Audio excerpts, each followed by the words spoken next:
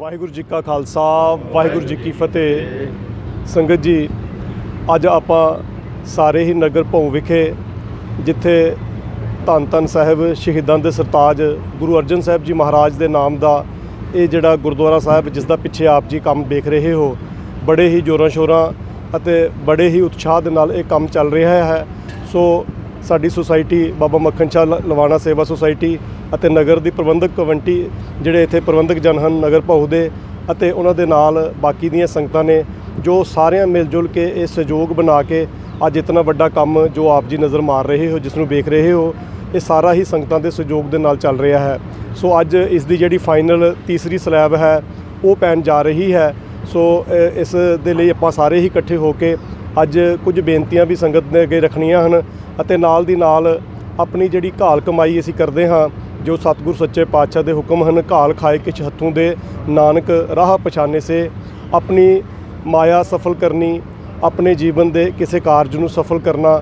ਕਿਉਂਕਿ ਇਹ ਜਿਹੜੇ ਗੁਰੂ ਘਰ ਬੰਦੇ ਹਨ, ਇਹਨਾਂ ਗੁਰੂ ਘਰਾਂ ਦੇ ਵਿੱਚੋਂ ਜੋ ਇੱਕ ਸਤਿਗੁਰੂ ਜੀ ਨੇ ਸਾਨੂੰ ਧਰਮਸ਼ਾਲਾਵਾਂ ਦੇ ਉਪਦੇਸ਼ ਬਖਸ਼ਿਸ਼ ਕੀਤੇ ਹਨ, ਇਹਨਾਂ ਦੇ ਵਿੱਚੋਂ ਹੀ ਅਸੀਂ ਸਾਰੇ ਮਿਲ ਜੁਲ ਕੇ ਆਪਣੇ ਨਗਰ ਦੀ ਭਲਾਈ ਅਤੇ ਇਲਾਕਿਆਂ ਦੇ ਭਲਾਈ ਦੇ ਕੰਮ ਵੀ ਕਰ ਸਕਦੇ ਹਾਂ। ਇਹ ਨਗਰ ਜਿਹੜੇ ਹੁੰਦੇ ਨੇ, ਇਹ ਸਾਰੀ ਹੀ ਸੰਗਤ ਦੇ ਬਹਿਣ ਦੇ ਜਿਹੜੇ ਇੱਕ ਇਕੱਠੇ ਅਸੀਂ ਸਿਸਟਮ ਬਣਾਉਂਦੇ ਹਾਂ ਜੋ ਗੁਰੂ ਘਰ ਵਿੱਚ ਬਣਦੇ ਨੇ, ਜਿੱਥੇ ਨਾਮ ਜਪਿਆ ਜਾਂਦਾ, ਸੇਵਾ ਕੀਤੀ ਜਾਂਦੀ ਹੈ ਅਤੇ ਨਾਲ ਪੰਥਕ ਕਾਰਜ ਵੀ ਸਾਰੇ ਚੱਲਦੇ ਹਨ। ਸੋ ਇਸ ਦੇ ਲਈ ਬਹੁਤ ਸਾਰੇ ਵੱਡੇ ਯੋਗਦਾਨ ਇਸ ਨਗਰ ਦੇ ਬੜੇ ਬੜੇ ਪਤਵੰਤੇ ਸੱਜਣਾਂ ਨੇ ਪਾਏ ਨੇ। ਅਸੀਂ ਹਮੇਸ਼ਾ ਹੀ ਯਾਦ ਕਰਦੇ ਹਾਂ। ਸਾਡੇ ਜਿਹੜੇ ਵਿੱਚ ਅੱਜ ਸਰਦਾਰ ਗੁਰਬਚਨ ਸਿੰਘ ਜੀ ਨਹੀਂ ਰਹੇ ਹਨ, ਅੱਜ ਉਹਨਾਂ ਦੇ ਭੈਣ ਜੀ ਸਾਡੇ ਨਾਲ ਹਨ। ਸੋ ਬਹੁਤ ਵੱਡਾ ਉਪਰਾਲਾ ਇੱਕ ਇਸ ਨਗਰ ਨੇ ਮਿਲ ਜੁਲ ਕੇ ਇੱਕ ਵੱਡਾ ਸੋਚ ਬਣਾਈ ਸੀ ਕਿ ਇਸ ਸਥਾਨ ਦੇ ਉੱਤੇ ਗੁਰੂ ਅਰਜਨ ਸਾਹਿਬ ਜੀ ਮਹਾਰਾਜ ਦੇ ਨਾਮ ਦਾ ਇੱਕ ਵਧੀਆ ਇੱਥੇ ਵੱਡਾ ਸਥਾਨ ਬਣੇ, ਤਾਂ ਕਿ ਜੋ ਗੁਰੂ ਘਰ ਮਰਿਆਦਾ ਦੇ ਨਾਲ ਬਣਦੇ ਨੇ ਉਹ ਜੋ ਹਰ ਇੱਕ ਨਗਰ ਨੂੰ ਜਿਸ ਦੀ ਜ਼ਰੂਰਤ ਹੁੰਦੀ ਹੈ, ਸੋ ਉਸ ਜੋ ਉਹਨਾਂ ਨੇ ਸੋਚਿਆ ਸੀ, ਜੋ ਉਹਨਾਂ ਨੇ ਉਸ ਵੇਲੇ ਆਪਣਾ ਇੱਕ ਸਾਹਮਣੇ ਇੱਕ ਪ੍ਰੋਜੈਕਟ ਰੱਖਿਆ ਸੀ, ਸਾਰੇ ਹੀ ਨਗਰ ਦੇ ਜਿਤਨੇ ਵੀ ਪਤਵੰਤੇ ਹਨ, ਮੇਰੇ ਨਾਲ ਡਾਕਟਰ ਮਨਜੀਤ ਸਿੰਘ ਜੀ ਹਨ, ਇੱਥੋਂ ਦੇ ਨਗਰ ਦੇ ਜਿਹੜੇ ਸਾਡੇ ਪ੍ਰਧਾਨ ਸਾਹਿਬ ਹਨ, ਮਾਸਟਰ ਓਂਕਾਰਜੀਤ ਸਿੰਘ ਜੀ ਹਨ, ਜਿਤਨੇ ਵੀ ਪਤਵੰਤੇ ਸੱਜਣ ਅਸੀਂ ਸਾਰੇ ਇਕੱਠੇ ਹੋ ਕੇ ਇੱਥੇ ਖੜੇ ਹਾਂ। ਸਾਰੇ ਹੀ ਇੱਕ ਅਪੀਲ ਸਮੁੱਚੀ ਸੰਗਤ ਨੂੰ ਕਰਨਾ ਚਾਹੁੰਦੇ ਹਾਂ ਕਿ ਅਸੀਂ ਇਹ ਜਿਹੜਾ ਕਾਰਜ ਹੁੰਦੇ ਨੇ ਇਹ ਸਾਰੇ ਸਾਂਝੇ ਕਾਰਜ ਨੇ, ਕੌਮੀ ਕਾਰਜ ਨੇ। ਸੋ ਬੇਨਤੀ ਕਰਾਂਗੇ ਕਿ ਵੱਧ ਤੋਂ ਵੱਧ ਆਪਣਾ ਦਸਵੰਧ, ਜੇ ਕਿਤੇ ਵੀ ਅਸੀਂ ਆਪਣਾ ਦਸਵੰਧ ਕੱਢਦੇ ਹਾਂ ਜਾਂ ਗੁਰੂ ਨੇ ਸਾਨੂੰ ਜੋ ਮਰਿਆਦਾ ਬਖਸ਼ਿਸ਼ ਕੀਤੀ ਹੈ, ਤੇ ਆਪਣਾ ਵੱਧ ਤੋਂ ਵੱਧ ਦਸਵੰਧ ਭੇਜਿਆ ਜਾਏ। ਮੈਂ ਬੇਨਤੀ ਕਰਾਂਗਾ ਡਾਕਟਰ ਮਨਜੀਤ ਸਿੰਘ ਜੀ ਨੂੰ, ਉਹ ਤੁਹਾਡੇ ਰੂਬਰੂ ਹੋਣਗੇ ਤੇ ਨਾਲ ਦੀ ਨਾਲ ਉਹ ਆਪਣਾ ਅਕਾਊਂਟ ਨੰਬਰ ਵੀ ਜਾਰੀ ਕਰਨਗੇ, ਜਿਹੜਾ ਅਕਾਊਂਟ ਵਿੱਚ ਤੁਸੀਂ ਕੱਲ੍ਹ ਨੂੰ ਡਾਇਰੈਕਟ ਜਿਹੜੀ ਡੋਨੇਸ਼ਨ ਦੇਣੀ ਚਾਹੇ, ਭਾਵੇਂ ਦੇਸ਼ਾਂ ਵਿਦੇਸ਼ਾਂ ਦੇ ਵਿੱਚੋਂ ਹੈ, ਤਾਂ ਕਿ ਇਹ ਜੋ ਕਾਰਜ ਆਪ ਦੇਖ ਰਹੇ ਹੋ ਇਹ ਇੱਕ ਵੱਡਾ ਪ੍ਰੋਜੈਕਟ ਹੈ ਔਰ ਇਸ ਪ੍ਰੋਜੈਕਟ ਨੂੰ ਕੰਪਲੀਟ ਜਲਦੀ ਤੋਂ ਜਲਦੀ ਕਰਨਾ ਹੈ। ਔਰ ਆਪ ਸਾਰਿਆਂ ਦੇ ਸਹਿਯੋਗ ਦੇ ਨਾਲ, ਸਮੁੱਚੇ ਇਲਾਕਾ, ਸਮੁੱਚੇ ਪੰਥ, ਸਮੁੱਚੀ ਸਿੱਖ ਕੌਮ ਦੇ ਸਹਿਯੋਗ ਦੇ ਨਾਲ ਇਹ ਜਿਹੜਾ ਨਗਰ ਦੇ ਐਸੇ ਕਾਰਜ ਸੰਪੂਰਨ ਕੀਤੇ ਜਾਂਦੇ ਨੇ। ਸੋ ਇਹ ਬੇਨਤੀ ਪ੍ਰਵਾਨ ਕਰਨੀ ਜੀ। ਵਾਹਿਗੁਰੂ ਜੀ ਕਾ ਖਾਲਸਾ, ਵਾਹਿਗੁਰੂ ਜੀ ਕੀ ਫਤਿਹ।